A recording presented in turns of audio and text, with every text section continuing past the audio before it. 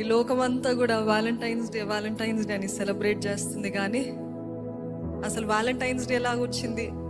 ఒక మాటలో చెప్పాలంటే ఒక వ్యాలంటైన్ అని ఒక ప్రీస్ట్ ఆ రోజు కాలంలో రోమన్ ఎంపైర్లో క్లాడియస్ అని ఒక వ్యక్తి ఉన్నాడు, రాజు. ఈ సోల్జర్స్, వివాహం చేసుకున్న సోల్జర్స్ అందరూ చెడిపోతున్నారు, వాళ్ళకి బాధ్యతలు ఎక్కువై సరిగ్గా చేయట్లేదు, సరిగ్గా యుద్ధం ఆడట్లేదు అని చెప్పి అసలు ప్రతి ఒక్కరు, ఏ సోల్జర్ కూడా ఎవరు కూడా వివాహం చేసుకోవద్దు అని ఒక రూల్ తీసుకొచ్చాడు. పాపం వాళ్ళు ఉండలేక చావలేక ఎంతో తిప్పలు పడుతున్నప్పుడు ఈ వ్యాలంటైన్ అన్న వ్యక్తి రహస్యంగా వారికి వివాహాలు జరిగించేవాడంట. రాజుకి తెలియకుండా వివాహాలు జరిగించాడంట. రాజు ఎన్నోసార్లు వార్నింగ్ ఇచ్చాడంట, కానీ సోల్జర్స్ బాధ తట్టుకోలేకపోతున్నారంట. వారు ప్రేమించిన వారు ఎంతో మంది దూరం అయిపోతా ఉంటే అప్పుడు ఇంకా చూసి ఫిబ్రవరి 14th రోజు ఆ వ్యాలంటైన్ అన్న వ్యక్తిని ఉరిశిక్ష, he executed him, and that is how Valentine's Day began అని చెప్తారు. దాని తర్వాత ఇంకా ఎన్నో పిట్ట కథలు, లేకపోతే మిత్స్, వీటన్నిటితోటి కలిపి they created this. But that is not the important thing.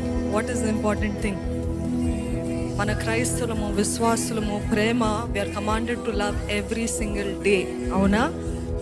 We are not asked can you అని చెప్పలేదు దేవుడు. దేవుడు ఏమన్నాడు? ఆజ్ఞ ఇచ్చాడు, ప్రేమించాలి, love one another. It is a command. అది దేవుడు ఇచ్చిన ఆజ్ఞ. మన ఫీలింగ్స్ వస్తూ ఉంటాయి, పోతూ ఉంటాయి, కానీ నిలిచేది ఒక్కటే, ప్రేమ. ఫీలింగ్స్ ఉన్నంత వరకు మనము నిజంగా ప్రేమించలేమండి. నిజమైన ప్రేమ ఒక బాధ్యత, ఒక ఆజ్ఞ, ఒక responsibility. Yes, I must love. Yes, no matter. ఇప్పుడు చదివిన రీతిగా అన్నిటినీ సహిస్తుంది, అన్నిటినీ ఓర్చు, అన్నిటినీ నిరీక్షిస్తుందంట. ఈరోజు అటువంటి ప్రేమతోటి నన్ను నింపు ప్రభా. వివాహం కాని వారు, నాకెప్పుడు వస్తుందా ఈరోజు, నన్ను ఎవరు ప్రపోజ్ చేస్తారా, నాకెవరు గ్రీటింగ్ కార్డ్ ఇస్తారా? కాదండి, అన్నిటికంటే పెద్ద ప్రపోజల్ దేవుడు చేస్తాడు. మీకు నమ్ముతున్నారా? He has given his life for you. Amen. And that is the greatest act of love. Hallelujah.